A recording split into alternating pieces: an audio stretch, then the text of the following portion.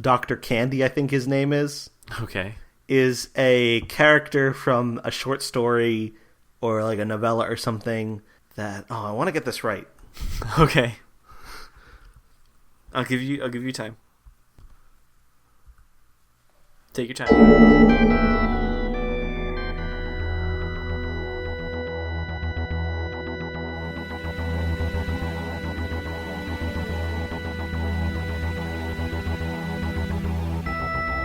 I'm Tom Dickinson. And I'm Louis Midas.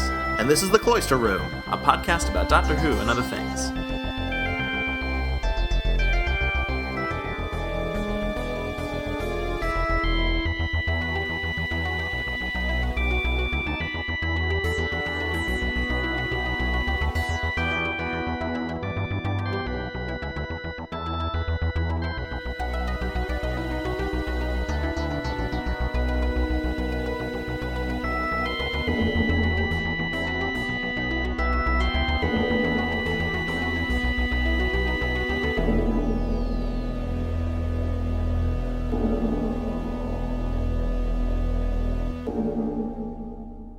Anyhow, you want to talk about Deep Breath? I probably, yes, I do.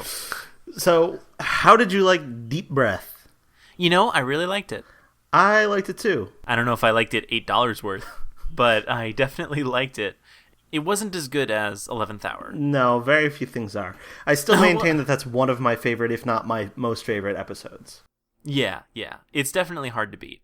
Because 11th Hour did so many things so well, and it did such a great job of just almost immediately giving you a sense of who the 11th Doctor was. And really kind of, it was, and obviously the 11th Doctor kind of snapped into action very quickly. And not only that, he very quickly, I don't know, it was you got a very good sense of who he was and what he was going to be like almost right away. Well, I think with the 11th Hour, it was very much, everything had been kind of swept off the table.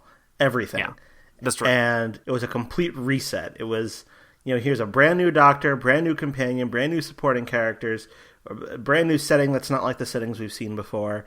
The tone is slightly different. The pace is very different.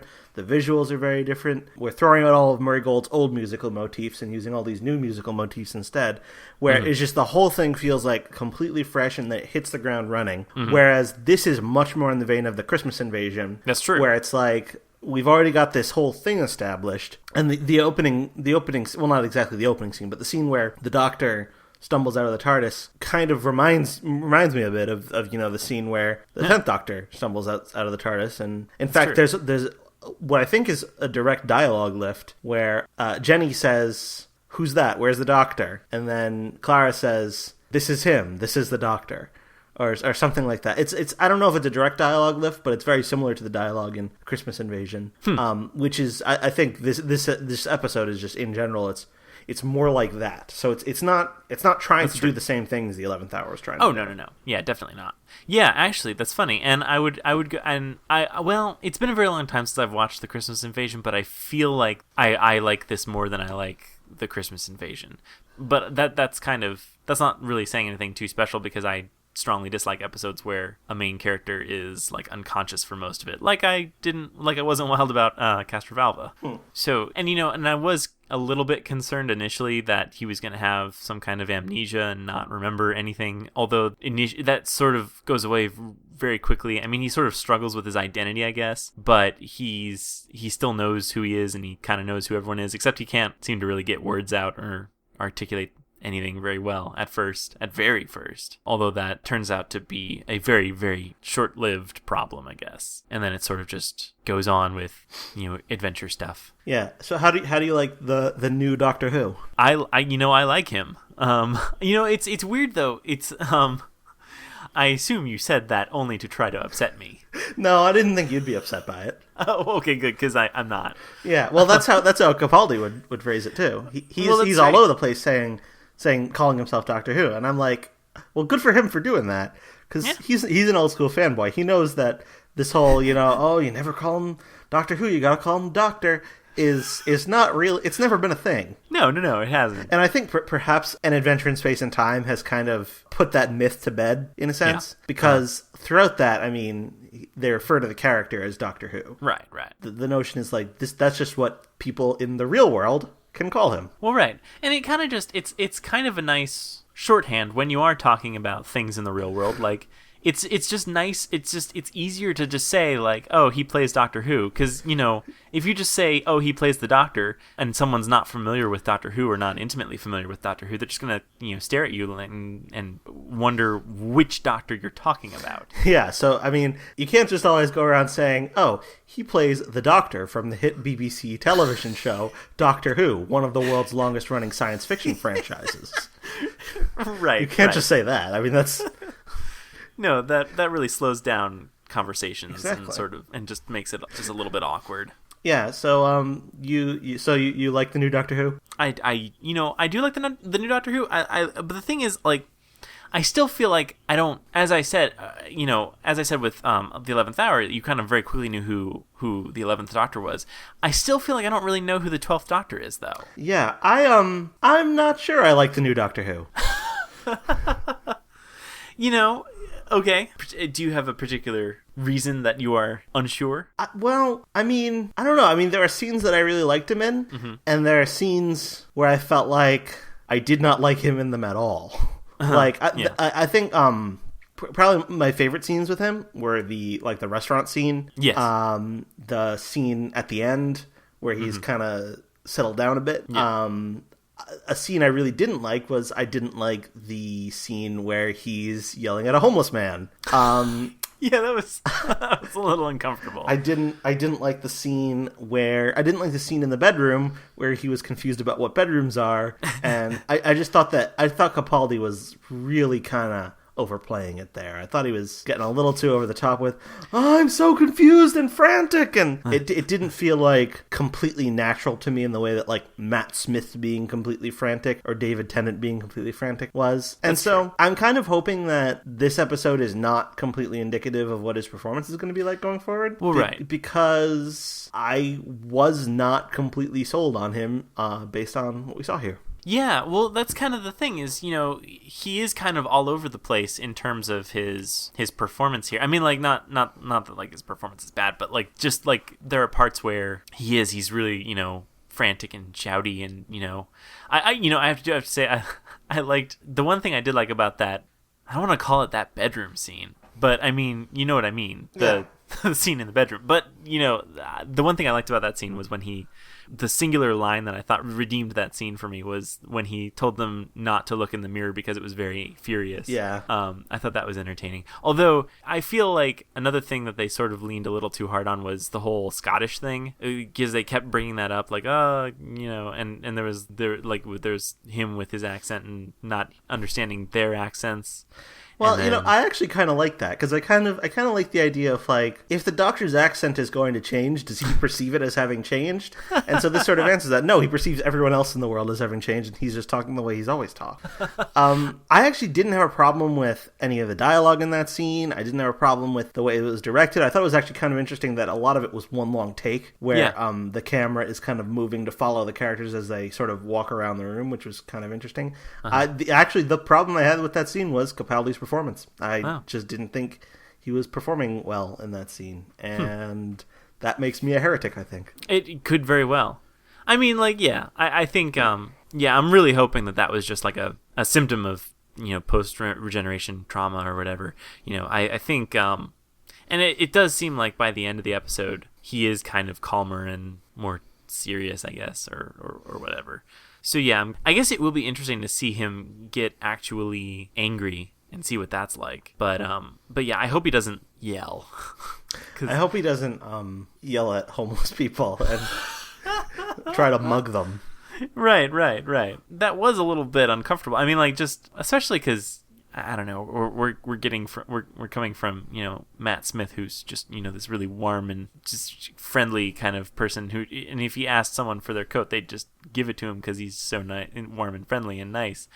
And then there's kind of, you know, Peter Capaldi, who is just like shouting and demanding coats. And I don't know, it's kind of weird, and and I want to be kind of lenient because this is his first episode, and I feel like a lot of this could be just how he's coping with a newer generation.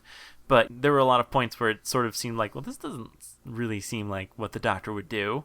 Once again, I'm coming from, we're all coming from Matt Smith, so and Matt Smith is a very different Doctor, so yeah. Yeah. I don't know. I feel kind of how I felt when I was watching. This is a very long time ago now. When I was watching Series 1 and Series 2, and I had really grown very attached to Christopher Eccleston. And when David Tennant came in, I was kind of skeptical at first. I was like, well, this guy's not as good. And to be perfectly honest, I'm still not quite sure that he is as good as Christopher Eccleston. But I grew to like him very much, and maybe that's how I will feel given a few more episodes of Peter Capaldi. But right now, I don't know. I mean, because I know he's a good actor, and I've seen him be good in things, and I've seen him be good in some scenes here. But in this episode, his performance just didn't do that much for me, which was kind of a shame because I did like most of the rest of the episode. I just kind of was a little bit let down by the man himself. Well, yeah, because that's just the hardest thing is, I don't know. I mean, I really... And I'm the only person I've heard saying this. I haven't heard anyone else say that they didn't really like Capaldi all that much, or that I've heard nothing but effusive praise for him. But I'm not yet. Maybe next week I'll have a better sort of handle on what exactly it is he's trying to do, because this is the first not only in broadcast order but also in production order. Oh, was it really? Yeah, and I know. For instance, with Matt Smith, the first one was Time of Angels and Flesh and Stone. Right. They did that first. But for whatever reason, I guess they decided to just barrel ahead with first in broadcast, first in production, which I presume is probably the case also with David Tennant. And I think if you look at David Tennant's performance in the Christmas Invasion, even the parts where we're ostensibly supposed to be like, yay, it's the Doctor, he's finally back, he's finally himself again, even in those parts he's not quite doing the same thing he does in the series. I feel like, anyway. So I don't know, it could just kind of take a while, but I'm hoping so, because I don't want to not like Doctor Who. And that's kind of the thing, is you can sort of appreciate every Doctor has been different, but everyone has been pretty good. I mean, at least a little bit. Yeah, for the most part. I can't think of. I mean, none of them have been. I'm not saying he's bad. No. I'm not even saying that he's like number 12 on my list necessarily. But I just am not as won over as I would like to be. But he has 11 more episodes left. That's right. 12 if you count Christmas to win me over. So I'm definitely going to give him a chance. Speaking of that, it's kind of funny because the point where I was won over with Matt Smith was probably in the End of Time Part 2. Yeah, with me that was the case as well. Like, I immediately was like, oh my god, this guy's going to be good. Yeah. But even with Capaldi at the end of the Time of the Doctor, I was like, I'm not so sure about this. We'll see. Yeah. Well, and it's so weird though, because certainly what I've seen on the internet, everyone was extremely confident that Capaldi was going to be amazing. And I mean, and I guess depending on who you ask, that turned out to be true. Well, I mean, he has been very good in a lot of things. I still think like his performance in Children of Earth is the highlight of Torchwood. Mm-hmm. His performance in particular in that serial, I think. Yeah. But yeah. So I mean, I would not want to like cast doubts on him as an actor. I just think that from what I saw here. Yeah. Right. And so the two big sort of problem scenes were kind of where he was shouting, and that was towards the beginning of the episode. So I want to believe that this episode was sort of taking us on a journey towards what 12 would ultimately be like. And if that's the case, then I think I'm okay with everything after that homeless man scene.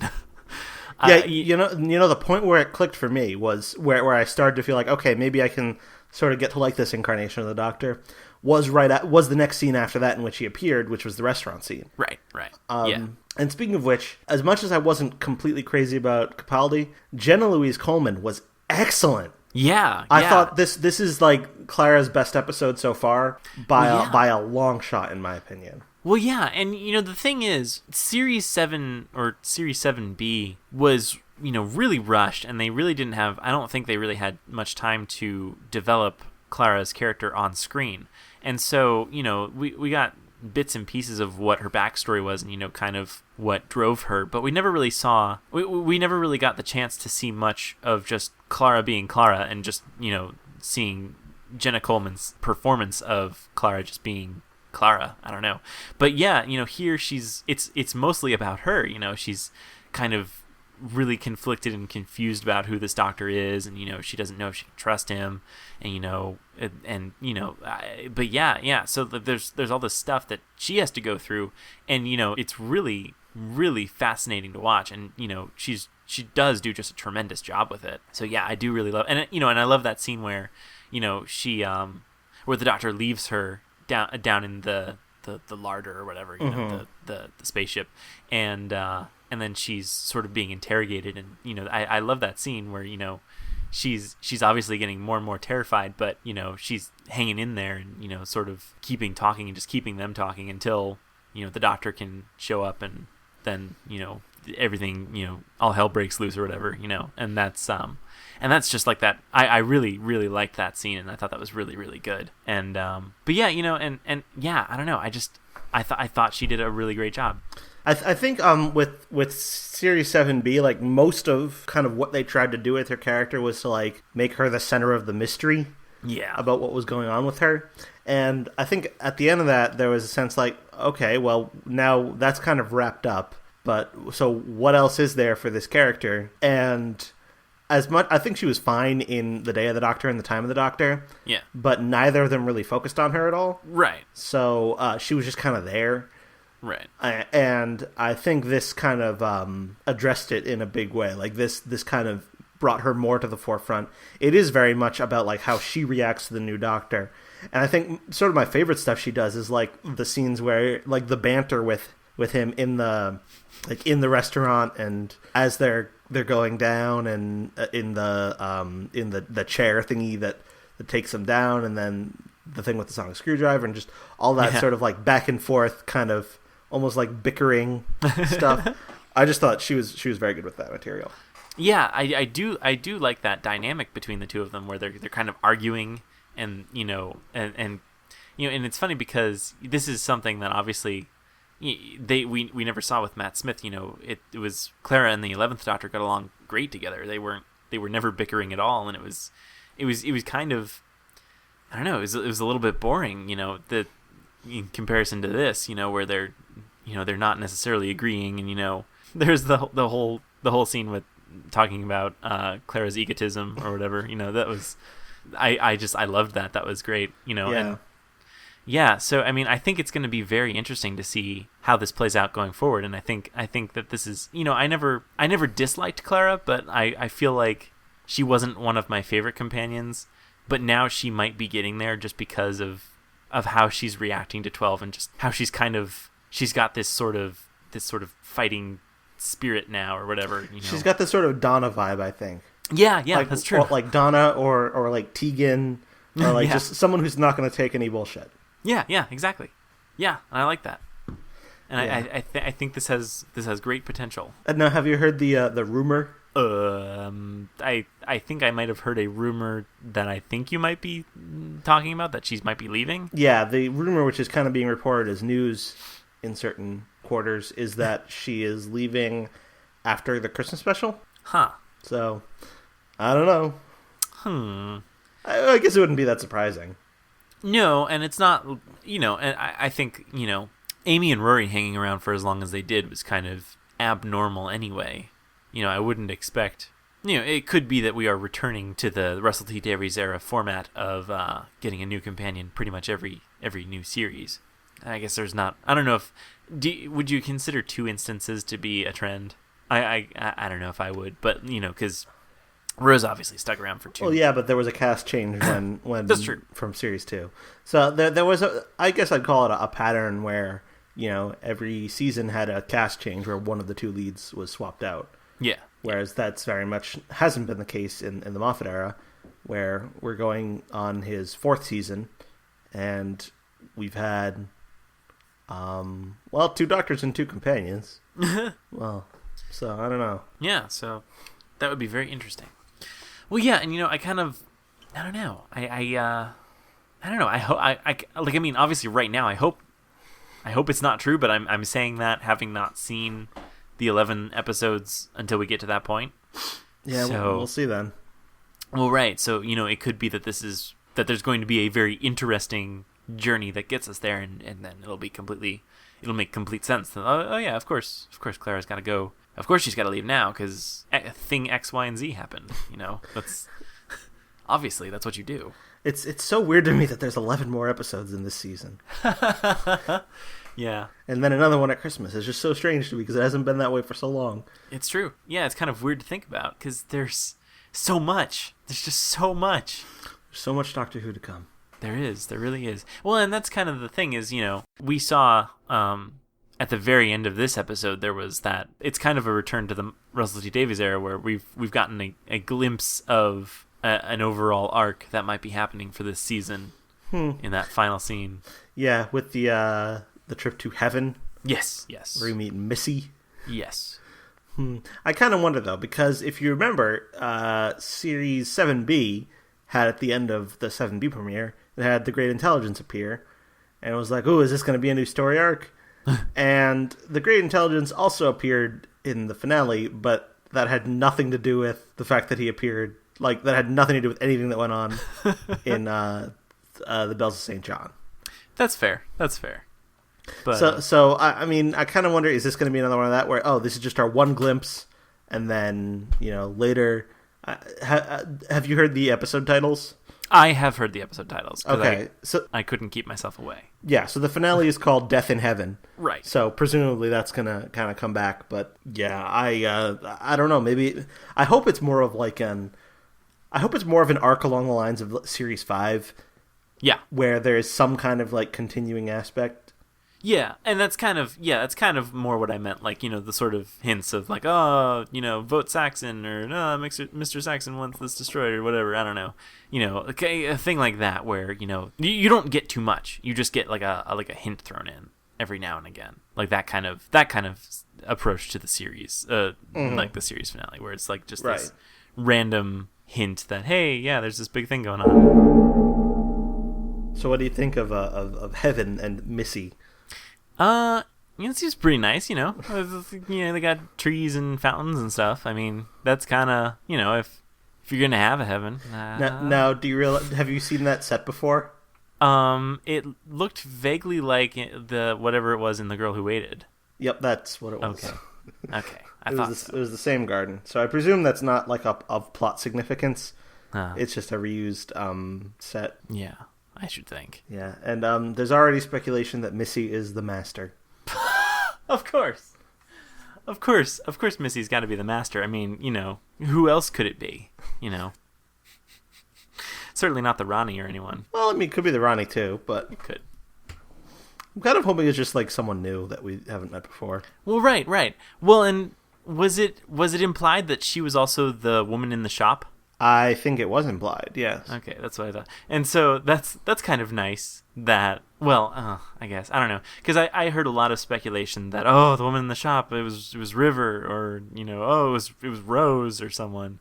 Literally anyone who could be considered a woman, was theorized to be the woman in the shop. So I kind of like the idea that it would be this new character, unless it turns out to be the master.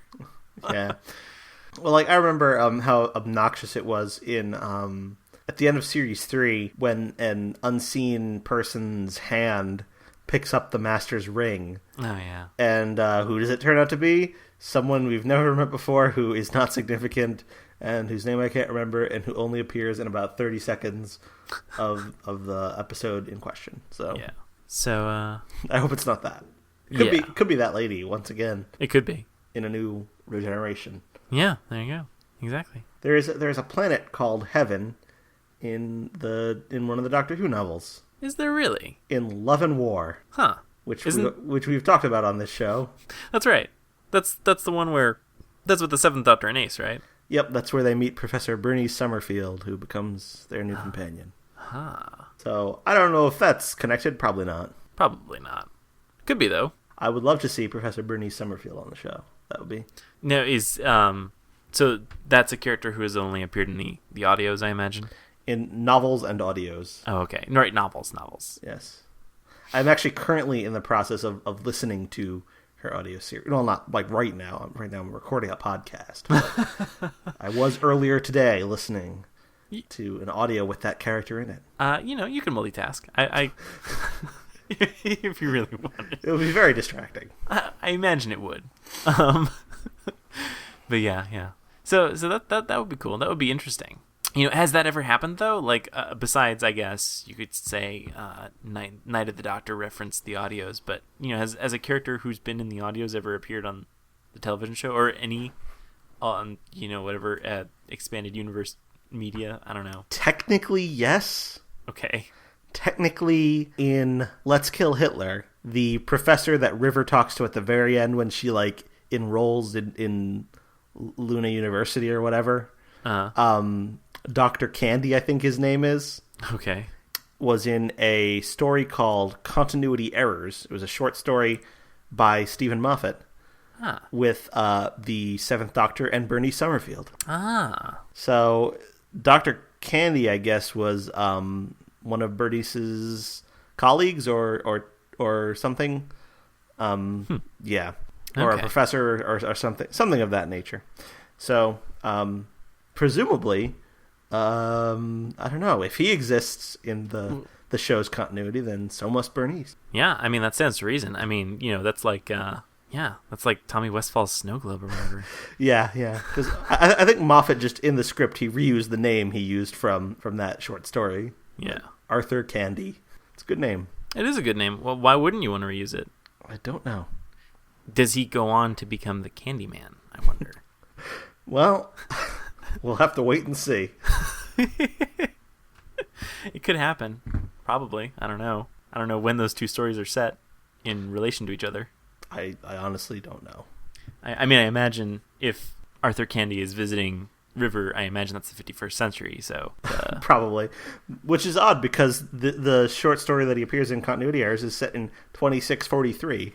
Huh. So, maybe he's just very old. He could be. Or he could be himself a time traveler. He could. Who knows? I think this will have to be fully explored in Death in Heaven. I think so. We got to get that all ironed out. Well, what did you think of the return of the Clockwork Robots? I thought...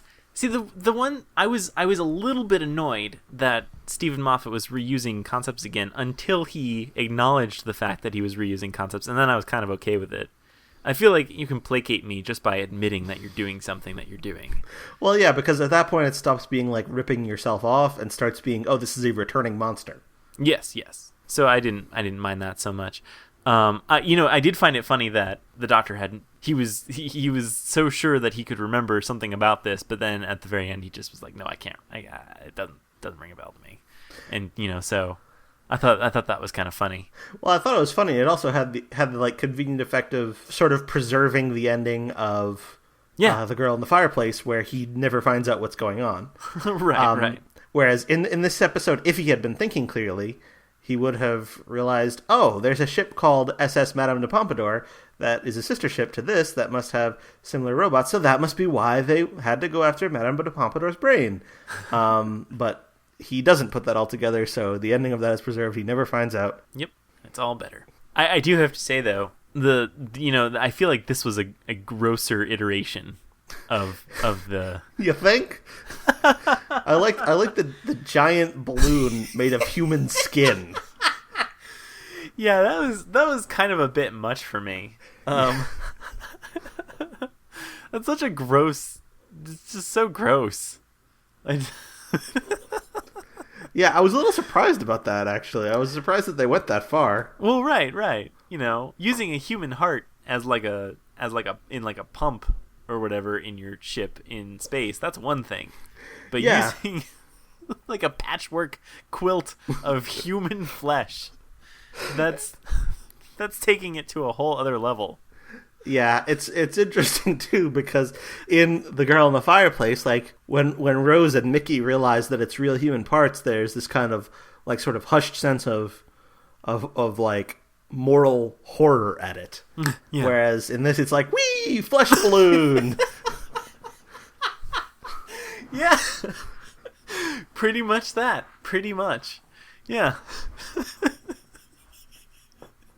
So yeah. So I feel like that's further than I ever wanted the concept to go. And I mean, I guess it is nice of Stephen Moffat if he's going to reuse these concepts to at least push the bounds. But maybe that bound didn't need to be pushed quite that far. This is I that was very disturbing. It was.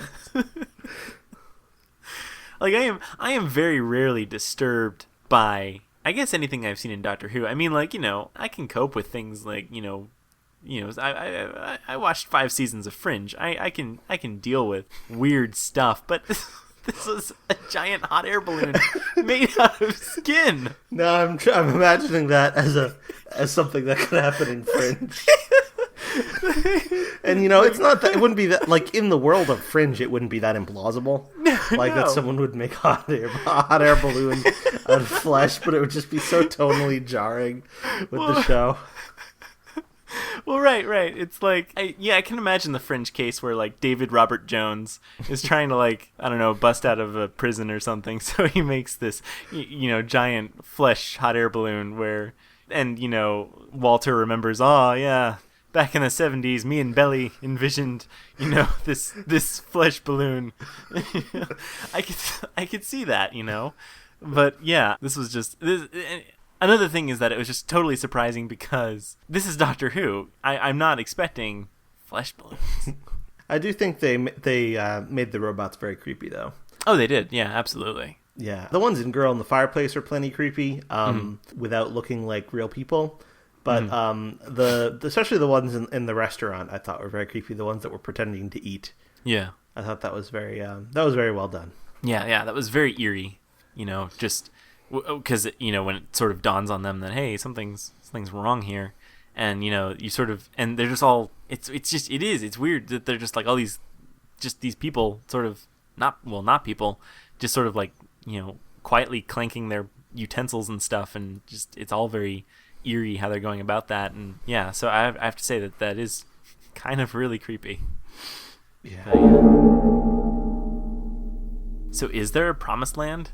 Is that, were we just meant to assume that was definitely just like a myth that was somehow made it into their programming because of this whole, I don't know, Ship of Theseus thing they had going on? Yeah, it's strange because the ones on the SS Madame de Pompadour didn't seem to have a legend like that. Yeah. So I guess the Doctor kind of suggests that it might be because something that they've just accidentally programmed into themselves. Mm-hmm. Or something. I don't know. Yeah. I guess it could be that the one on the Madame de Pompadour didn't really have a chance to get to that point. It could be that they were only stranded for, maybe a few months or something. Whereas it looks like this one has been, well, because they suggest that it's been around since the Cretaceous or whatever, whenever there were T-Rexes, at the very least. I don't know. I think that was the Cretaceous period. Anyway. A Jurassic Park. Oh, yeah. Oh, there you go. Yeah, okay. So at least 1993. Yes. Then. Okay. So not that long, 20 years. Yeah. God, it's been that long. 21 now. 21 now. Yeah. Anyhow. Yeah, so they've been around for a while, so they had just kind of accumulated just some nonsense, I guess. Although one of them ends up getting to heaven, so. Yeah. How does that work? I don't know. Do you think that he jumped, or do you think that the Doctor pushed him? I feel like he jumped. I feel like I feel like the Doctor wouldn't go that far. I feel like, because, and the Doctor, and, I don't know. I don't really know who Capaldi... I just, there's so much I don't know about this strange new Capaldi Doctor. On the one hand, I do want to believe that there are some lines he wouldn't cross, but I don't know. It's just a robot. Well, right. Right, it is just a robot. Well, and so maybe he has a different sort of moral code when it comes to robots. Yeah, I wouldn't have minded him pushing the robot out of the flesh blimp, but But the fact that he framed it as murder, like the doctor said, "Oh yeah, if I do this, it will be murder." Well, he didn't actually say that, but he said something like it's about murder not being in his programming, and then if he pushes him out, then that means he was lying about murder not being in his programming. I don't know. I feel like they probably will never answer that question. No. Although maybe Half Face Man. I think that's the character's actual name, as credited in the credits. It's like Half Face Man. I didn't actually look at the credits. I think he will be. It will. I don't know. He may be in the final two-parter. Oh yeah. Well, I mean, if the final two-parter involves heaven, then why not? Well, and it is Death in Heaven. Yeah. So stands to reason. Half Face Man is his name. That's great. And really, that sums it up. I mean, you're not gonna forget whose character that was. Like, Right. Speaking of the credits, how is the Doctor credited? Is he still the Doctor? I forgot to check. Did you? I didn't check. Well, let me pull it up right now. Oh, okay. It's the Doctor. Oh, okay. Oh, I was kind of hoping they'd switch it back. Yeah. Oh well. Oh well, indeed. I guess some things just can't be changed, or actually they can. Well, it's been changed before. I know. But maybe that would be just too far to go with it. Let Capaldi call himself whatever he wants. He's a star, but you can't change the titles. But yeah, because it was the Ninth Doctor. Christopher Eccleston was credited as Doctor Who, wasn't he? Well, Hartnell through Tom Baker were credited as Doctor Who. Right. And then it switched back. It switched to the Doctor from Peter Davison onward, and then Eccleston had it as Doctor Who. And then it switched back to, I guess at the request of David Tennant, it reverted to the Doctor. So yeah, so Capaldi could have easily requested it be changed back again. Would that be like a slap in the face to David Tennant? No, I don't think it would be. But David Tennant worked so hard to get it changed back to the Doctor. Yeah, it was probably a condition of his employment. Right. If they changed it back now, then that would retroactively make his episodes not canon. Right, exactly. Overall, I think I liked this episode. I know I liked this episode. I know I liked it. I did like it. Kind of reservations about Capaldi himself aside. Yeah. Well, we'll see how that goes. I liked Vastra, Jenny, and Strax. Yeah. I thought the scene where Strax gives a medical examination was a little bit superfluous. Didn't have anything to do with anything, but yeah. But other than that, I think those characters should have their own spin-off, and why don't they already? Yeah, that's the real question. I mean, Torchwood got a spin-off, and it was not great during its first season or two, depending on who you ask. And you can't ask me because I still haven't watched those. Oh, okay. But yeah, I think that deserves at least a pilot episode. At the very least, it's got to have a pilot episode. Yeah. But yeah, no, I thought the comedy bits, and I feel like eventually they're gonna run out of material to make Strax stupider and stupider. But they're not there yet because he was confused about clothing and still confused about gender and also hair, which I that actually makes a good deal of sense. It doesn't really make sense to me that he can't figure out clothes because he's wearing clothes. Right.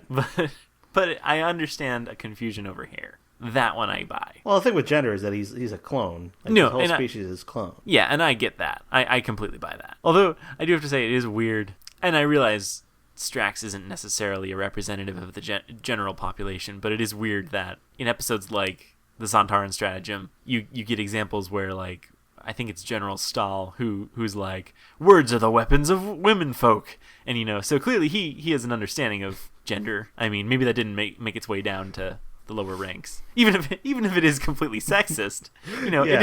it is some recognition that gender exists. So, so I feel like Strax may be maybe he just didn't get the pamphlet on gender. I guess not. But no, I do always enjoy seeing Jenny, Vastra, and Strax. They're a fun bunch. I feel like I don't want to see too much of them though, because I feel like they might get tiresome. But they were in 3 episodes last series. That's true. And I don't know if they're in any more this series. Yeah, I don't know. I feel like I don't want them overused. Save them for whatever. I don't know. Just save them for a rainy day. There you go.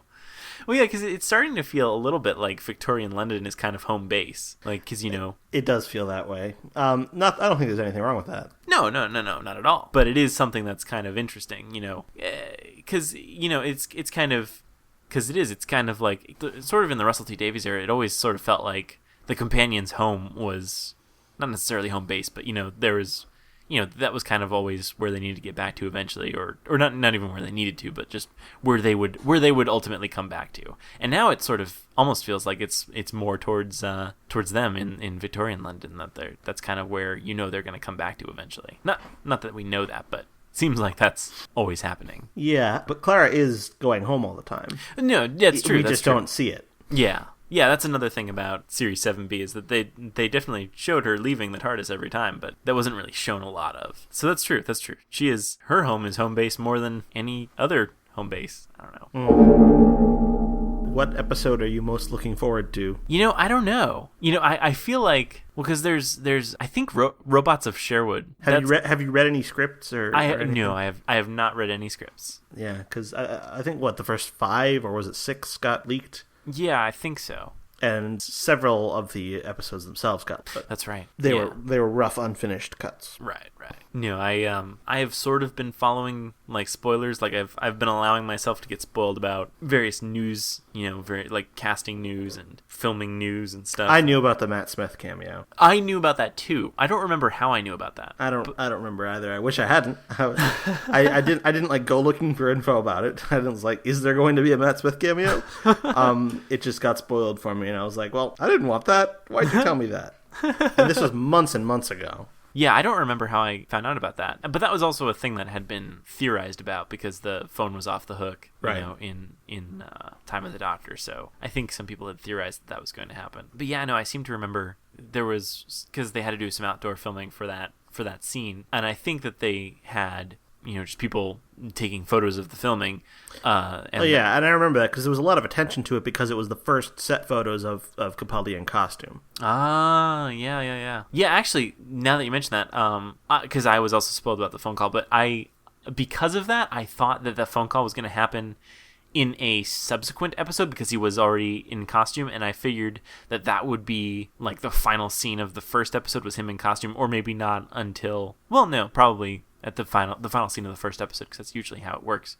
And so I figured, okay, there's this scene where that is probably going to be that phone call. That seems like a thing that would happen, well, in my mind, that would happen at the start of an episode, but I mean, maybe it wouldn't. But, well, obviously it didn't. But I, in my head, was like, okay, so this is probably, second or third episode or whatever, this is where that's going to happen. So I was a little bit surprised that it was happening in the first episode, but that was mostly because of my own mistaken assumptions.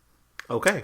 Yeah, I don't know. But yeah, no, I do kind of lament being spoiled about that, because that would have been a nice surprise if that were completely a surprise. But I did think that was cool. Yeah, I did think it was good. I mean, it's kind of funny to me because that's the second time in the last year I've had to say to myself, oh, I wish I wasn't spoiled about the Matt Smith cameo, because I was spoiled about the Matt Smith cameo in An Adventure in Space and Time as well. Oh, were you really? Yeah. Well, you were also spoiled about the Tom Baker cameo in Day of the Doctor, if memory serves. Although I have to admit, I was technically spoiled about that too, and I thought that Tom Baker was just lying. So, I know some people did think that. So I was still surprised. I was just surprised that Tom Baker was telling the truth, but it was still a surprise to me. So yeah, that would be nicer to have not known. But I don't know. What are you gonna do? Stay off the internet for 8 months? Heck no. Can't do that. Yeah, that would never happen.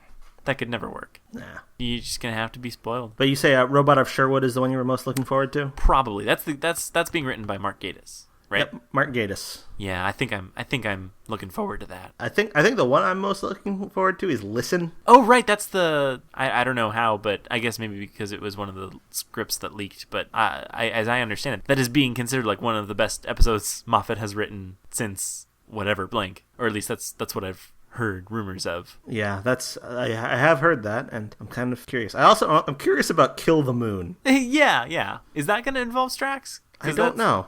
Because that seems like his game. Yeah, Kill the Moon. That is a weird title. I mean, I know I thought the same thing about like Let's Kill Hitler. And that turned out to be, I don't know, be obvious, but also kind of a weird episode. Actually, no, that episode was nothing like what the title made it sound like. But yeah, so I have to wonder what Kill the Moon is going to be like. Yeah, I'm kind of curious. There's one episode. It's like Mummy on the Orient Express, right? Is yeah. that what it is? Mm-hmm. And that's, I don't know if it's the same thing. That was a phone call was that at the end? In the Big Bang. Yeah, yes. At the very end of the Big Bang. Yeah, it was that final scene. I don't know. So it's weird if that is the same thing, because... Well, I think Moffat made some offhand comment in some interview about, the things to expect from the season. He said, well, one thing is the Doctor is finally catching up on all his old phone messages.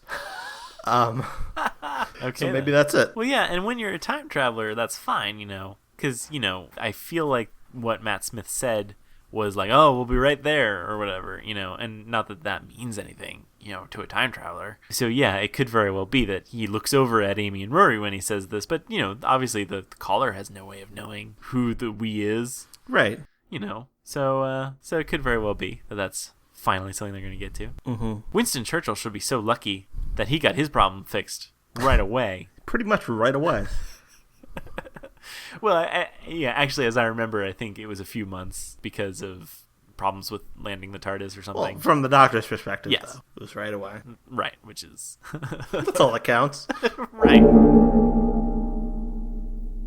So was the trailer for next week supposed to be the trailer for the next episode, or was it supposed to be like an overarching... Oh, I think it's just the next episode. Oh, okay. Because I couldn't really follow if they were trying to hint at what it was going to be about. I mean, there was stuff and walking down hallways and explosions, I think, and then Daleks, and so that wasn't a big help. No, not a big help at all. But the next episode is Into the Dalek. Into the Dalek. So yes, there's Dalek. One of the interesting things about that is it's co-written by Stephen Moffat. Really? And Phil Ford.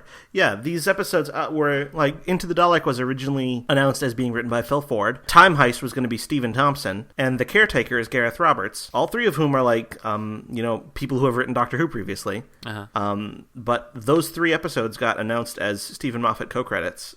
Like maybe a week before the premiere of Deep Breath. Huh. So I'm not sure why that would be, but... Well, right, and because I thought that the whole thing was that the showrunner kind of was editing the scripts sort of behind the scenes anyway, sort of... Yeah, I don't think he's ever really done that as much as Russell T Davies did. Oh, okay. But I'm kind of curious as to why all of a sudden he gets co-credited on these scripts in particular, whereas there are several new writers this year, including Peter Harness, Jamie Matheson, and Frank Cottrell Boyce, the three of whom do not have co-credits on their episodes. So did they just go it alone? Yeah, that's interesting. I do wonder. Well, yeah, and I don't know. Maybe I guess we could interpret this as being maybe Stephen Moffat has a particular plan for the 12th Doctor, and he kind of wants to make sure that it gets steered in that direction, and we reveal, I don't know, certain aspects of the 12th Doctor's personality at the right times or whatever. I don't know. That's interesting. Yeah. I wonder. Maybe this is just this slow creeping process eventually where Stephen Moffat will write all 12 episodes. I'm sure the internet will love that. Yeah. Oh, I bet they will. Stephen Moffat has been talking about Series 9, hasn't he? He made a comment in, I think it was Doctor Who magazine, could have been somewhere else, where he indicated that he had just come up with a great idea for Series 9 or something like that, or like a great cliffhanger for Series 9 or something along those lines, which I presume means he expects to still be on the show. As far as I know, there hasn't been an announcement that Series 9 has been commissioned. Which doesn't mean it's not commissioned. It's just usually they announce that it will be back and who will be the executive producers or writers or whatever. I know that was announced, I think, over a year ago for Series 8. Before they even announced Capaldi, they announced that there was going to be a Series 8 and that Stephen Moffat was going to be in charge. Well, that is important. Yeah, so as far as I know, Series 9 has not been officially announced, except for Stephen Moffat's comments about having thought of an idea for it. And also he mentioned that, quote-unquote, going forward, there wouldn't be split seasons anymore. which implies the existence of further seasons. But I don't know of an official commission. So, well, if there were no seasons, that would also mean no split seasons. It would just mean there's also no whole seasons. True. So he's technically correct from a logical standpoint. We'll see. It's pretty good odds because, if no, actually, those odds are terrible.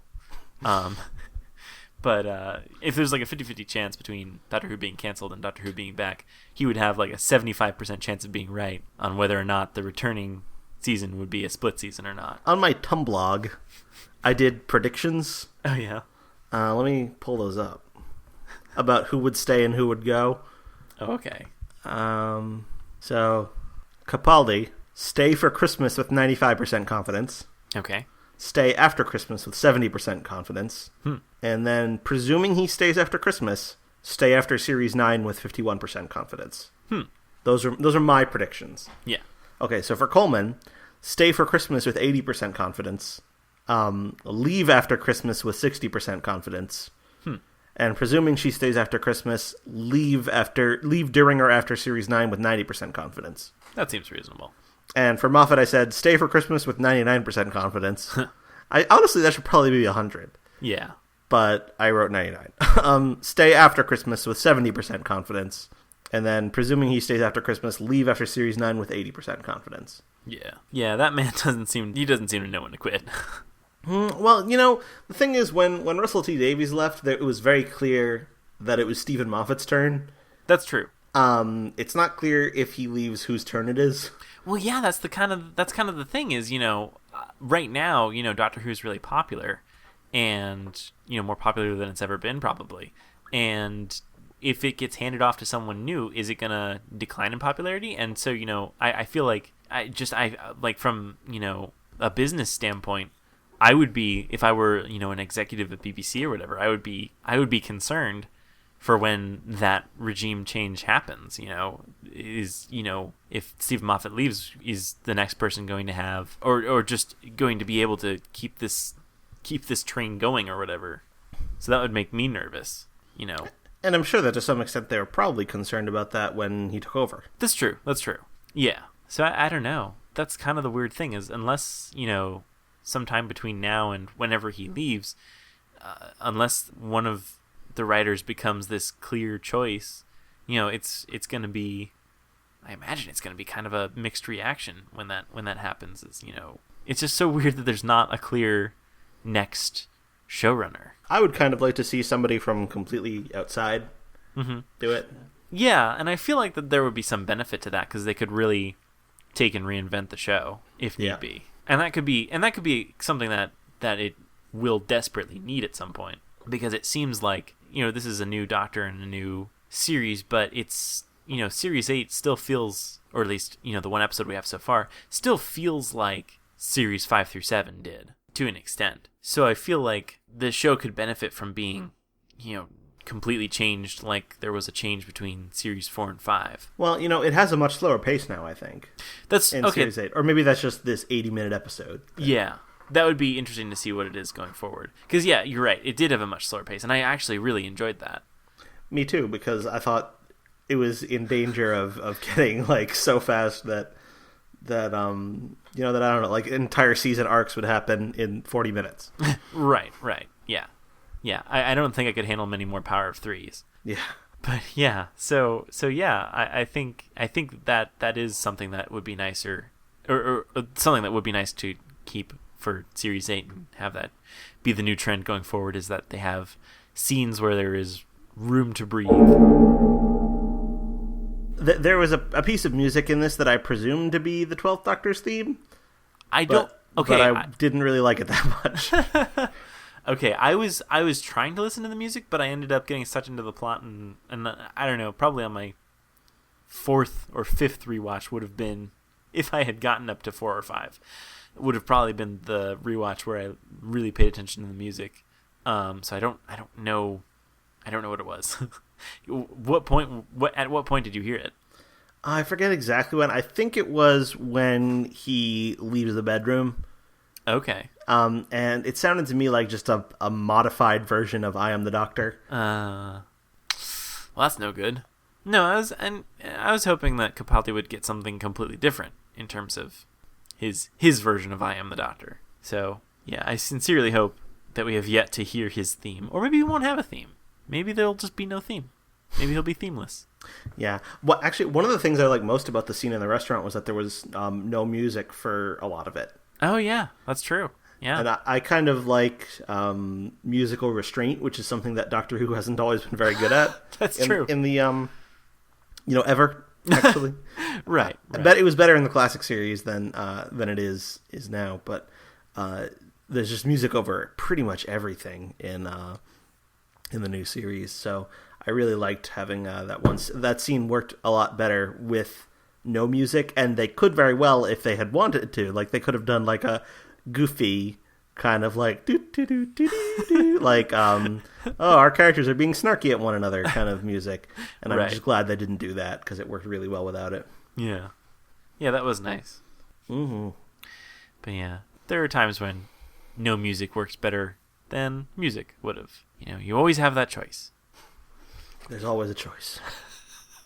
Yes. Yeah, I was trying to pay attention to the music, but I couldn't really.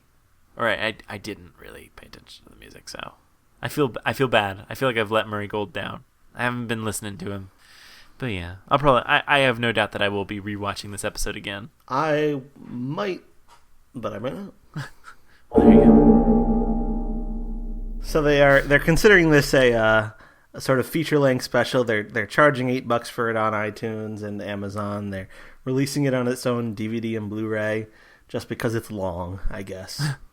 Well, yeah, and that's kind of really the only reason why it would be considered, a movie or whatever. Because, it's the first episode of a traditional series of Doctor Who. Like, there's no.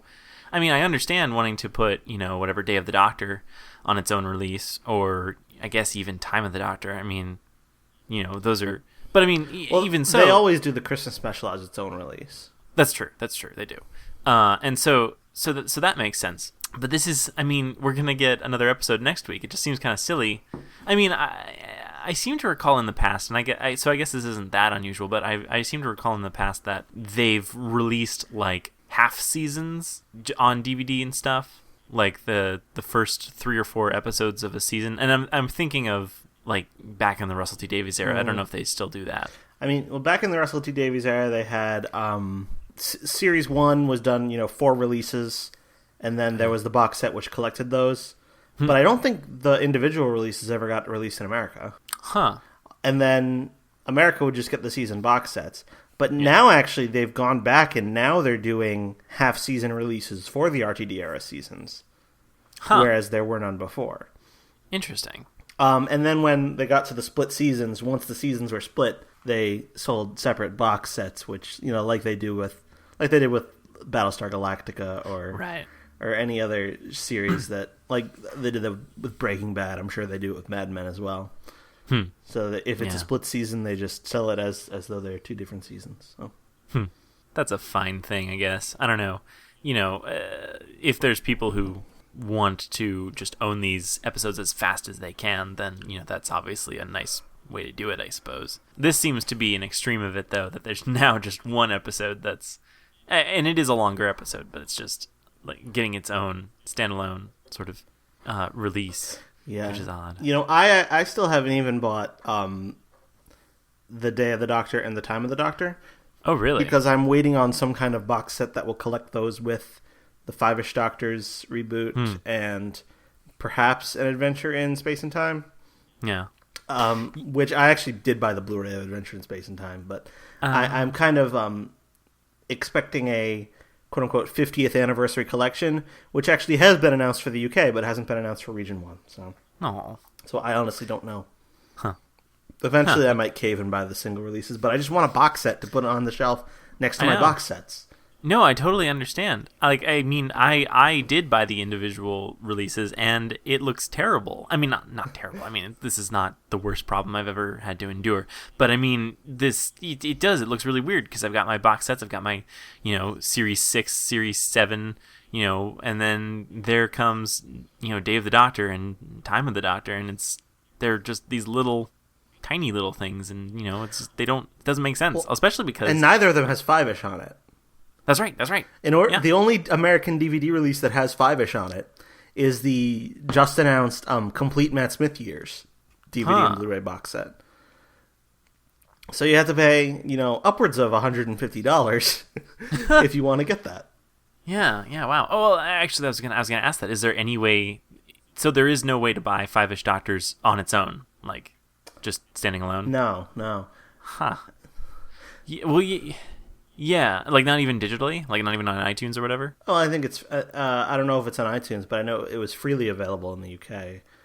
Oh, really? On the iPlayer. Well, that wasn't even. I watched it on the BBC website. I don't know if it was just a temporary thing that they eventually took down, but I remember watching it that way, and I didn't need to be like in the UK. Like I didn't do any fancy proxy manipulation or whatever. I was completely earnest in my US IP address, and it let me through. I don't know if that was just some kind of some intern got fired after that. No, but, I think that was deliberate. Okay. Yeah, it doesn't look like 5-ish Doctors is on iTunes. Huh. So that's and that's the thing is like that is something I definitely want to pay money for. Like I want to be able to give the BBC my money for that. So, I need that. So, but I don't know if I want to pay for the entire Matt Smith era again to do it. I would notice though, note that you can already pre-order Doctor Who Series 8 on DVD and or Blu-ray. Oh, so, yeah. And I don't know. I'm hoping it includes Deep Breath. One would hope that they're not just going to forever chip that away into its own completely separate thing. But that would be unforgivable. Yeah, I think it would be. But do we know if I guess it doesn't really make sense. Would Time of the Doctor be on the Series 8 box set?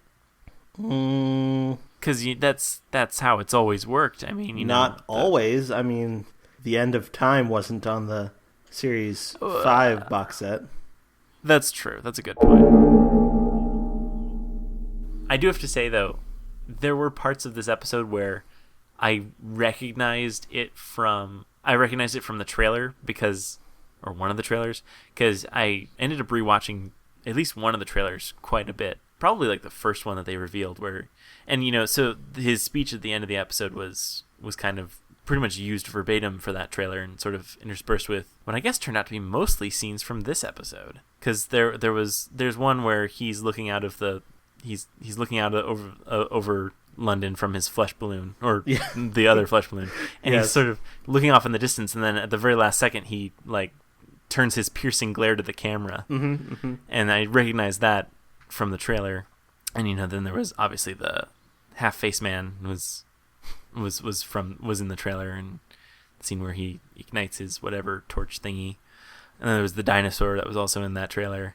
And then I guess there was also a shot of what was in the Next Time trailer for this, where they're sort of walking down that sort of like rounded hallway. Yeah. So I recognized the trailer. I just rewatched it just before we recorded, actually. Oh, really? Yeah, because I finished my second watching of Deep Breath, and so I was like, now I want to watch the trailer for the rest of the series. And a lot of it was in this episode. Yeah. And then a lot of it was what seems to me like it's probably Into the Dalek. Okay. And then aside from that, there were like a couple of shots of aliens and robots. That's true. That's right. But nothing with like the context to like figure out what they match up with, which is good because that means I don't have many expectations for what's going on in the rest of the season. That's right. Yeah. And that is kind of nice. Yeah. For many of the episode titles upcoming, all I have is the title, and I don't have any real knowledge of what's going to be involved in that. Yeah. Like Flatline, I have no idea. Kill the Moon, who can say? Presumably it involves the moon somehow. Or a moon. A moon, right. Well, they say the moon. But I guess that depends on your perspective. I imagine if you live on Mars or whatever, the moon would be one of your two moons. Mars has two moons, right?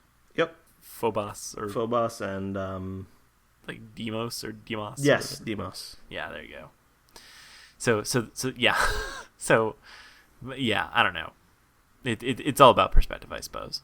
I don't know. That trailer, I feel lied to by that trailer because it's kind of weird that two of the supposed monsters, the T-Rex and then the half-faced guy, were actually in the same episode, because there was nothing really to hint that would be the case. I don't know. It is a little bit weird how little this episode had to do with dinosaurs at all.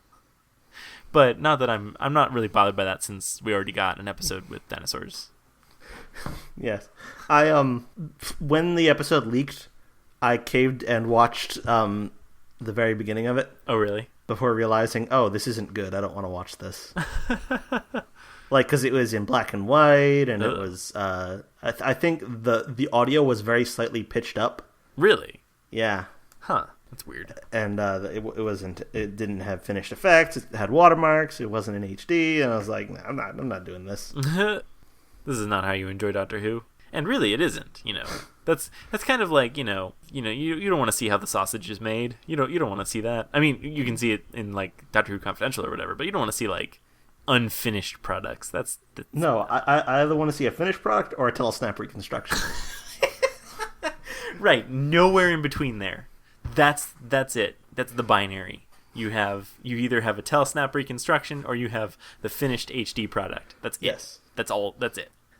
Like a really crappy telesnap reconstruction, like sourced from like 5th generation VHS dub. I kind of want to see, and this would serve no purpose except for, I don't know, some sort of weird art or whatever. But I kind of want to see someone doing like a reconstruction of a New Who episode. That actually sounds brilliant. I just want to know what that would be like. And then, having, the little scrolling text at the bottom of the screen describing the action. I would love that. Using only like the publicity photos from the BBC website and no actual. You can't do screen caps from the episode because that's cheating. Right. Yeah. Yeah. Oh, yeah. Any publicity photos, or do we consider like people taking pictures of the filming? Do we consider that? Oh, that's allowed. That's okay. allowed. Okay. So yeah. I think I want to see at least one of these. If someone wants to make that, I would watch at least 5 minutes of it. Wow. You're really all in here, aren't you? I struggle following. That's actually, yeah. I struggle following reconstructions as it is, but I feel like maybe this would make it click for me. If I were watching a reconstruction of an episode I myself have seen, maybe that would do something. And it was a modern New Who episode. That might do something for me. I feel like someone really ought to do that. I would do it if I had more time on my hands. I hope someone's already done it. That's true. We should. I don't even know how to form that search query though. Like, I don't even know what that would be. Like new Who reconstruction. I just don't even know. I don't know how to articulate that to Google. Like telesnap reconstruction of Nightmare in Silver. Right. Yeah. I don't know. I want that to exist.